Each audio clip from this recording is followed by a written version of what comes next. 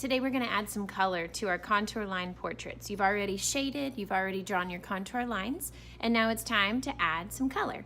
I want you to think in the style of pop art. Super colorful, non-realistic, and can tell some kind of story or an emotion.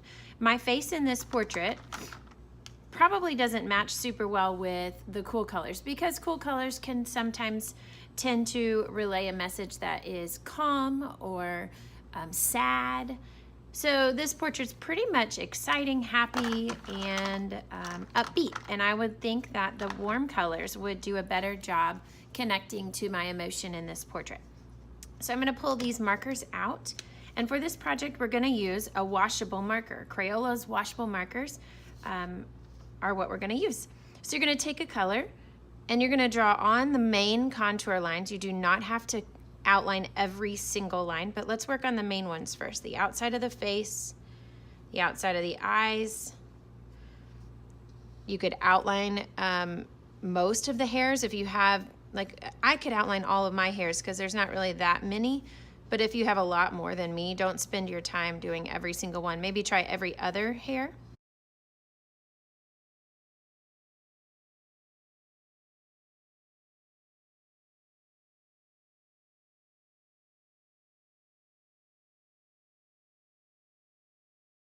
Once you've outlined all your contour lines with the color family that you've chosen to represent your emotion, then you're gonna take a paintbrush and some water, and we're gonna activate these watercolor markers, and we are going to move them around and kind of turn them into a paint. So just plain water and a brush. I would get the smallest brush I could find because we want to control the paint to stay in the area that we've drawn the marker on. I'm just gonna outline exactly where I drew with my marker and sort of activate that marker to bleed into sort of a watercolor paint.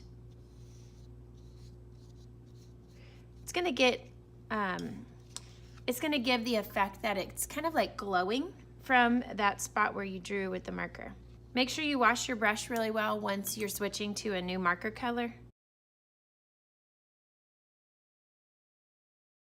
All right, once I have activated all the marker and my portrait looks like it's sort of glowing, then I'm gonna work in my background. And for my background, I can make a choice, and you can make a choice too. You can decide are you going to continue with the warm colors for your background and continue with the emotion of the portrait, or are you gonna switch and do the opposite family so that your portrait kind of pops out? And I think I'm gonna do that. I'm gonna switch to the cool colors for my background. We'll use temper cakes for this, and I want you to first outline your person, and we're gonna let the temper cakes in the background kind of fade into the back of the portrait. I'll show you what I mean. Starting with a cool color, I'm gonna make sure that I get a lot of water on this temper cake, turn it on, which means that it needs to be shiny and wet and it's on my brush, and I'm gonna very carefully outline my entire portrait. If my body stops there and there's no lines in here, I'll just stop wherever the lines are. All right, now that I have that solid color, that solid blue all around the portrait, now what I want to do is work with the value of the blue, changing from a dark blue to a light blue, fading off into the distance. So the more water I add to this paint, the lighter it's going to get on my paper. So I really want to make sure it's super wet. Every time I touch the paint, I need to touch the water. And I'm going to go back and touch the original color that I started with, pulling some of that pigment out to the exterior of the portrait. So I'm working my way away from the portrait. The darkest value of the color I painted should be right next to my head. And as it fades out into the background, it gets a little bit lighter and a little bit lighter. You'll see that the more I paint in that same spot again, the more it moves that pigment around.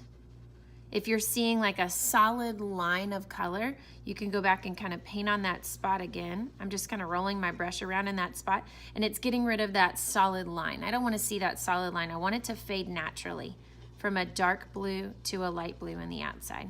And then last layer I'm going to do is just water.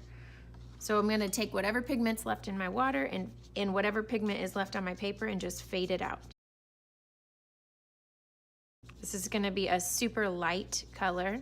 The value of this color will be the lightest of all of the layers that you've added. So it's just a super light fading out to the outside of the portrait.